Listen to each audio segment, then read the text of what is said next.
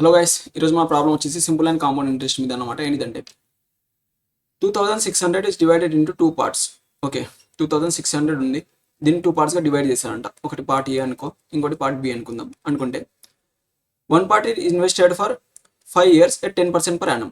Okay, ఒకదాన్ని ఏం చేశారంటే 5 yearsకి 10% per annumతో ఇన్వెస్ట్ చేశారు. ఇదేని ఏ పార్ట్ని ఇన్వెస్ట్ చేశారు అనుకుందాం. చేస్తే ఇంకోటి ఏం చేశారంటే and the other part is invested for 6 years at 9% per annum. Okay, 6 yearsకి 9% per annumతో ఈ పార్ట్ బిని ఇన్వెస్ట్ చేశారు అనుకుంటే the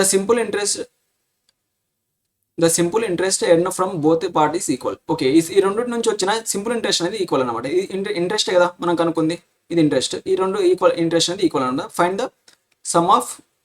fine the invested at 10%. అంటే 10%కి ఇన్వెస్ట్ అంటే ఏ వాల్యూ మనం కనుక్కోవాలన్నమాట. ఏ వాల్యూ ఎంత అనేది కనుక్కోవాలి. అయితే దీని నుంచి ఏమొస్తుందంటే ఇది 50% of A that equals to ఎంత 6 9 54. 54% ఆఫ్ బి కదా.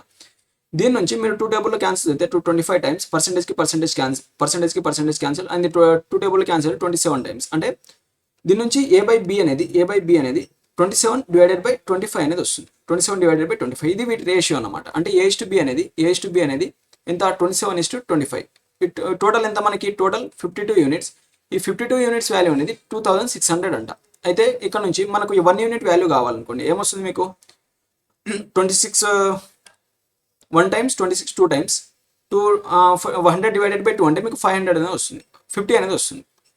1 యూనిట్ వాల్యూ 50 అనేది వస్తుంది. అయితే మీకు ఏది కావాలి, మీకు ఏ వాల్యూ కావాలి. ఏ యూనిట్స్ ఉంది 27 యూనిట్స్ ఉంది. 27 into 50 కనుక మీరు చేశారనుకోండి ఎంత వస్తుంది మీకు 35 3 5 to 10 13 అంత. అంటే 1350 అనేది వస్తుంది. 1350 అనేది వస్తుంది. అంటే సి అనేది మీ ఆన్సర్ అనమాట. నెక్స్ట్ ఈ క్వశ్చన్కి ఆన్సర్ ఏంటిదో మీరు కమెంట్లో చెప్పండి. అండ్ ఇలాంటి వీడియోస్ మీరు చూడాలనుకుంటే మాస్టర్ మ్యాథ్స్ అనే యూట్యూబ్ ఛానల్ని ఫాలో అవ్వండి. Thanks for watching.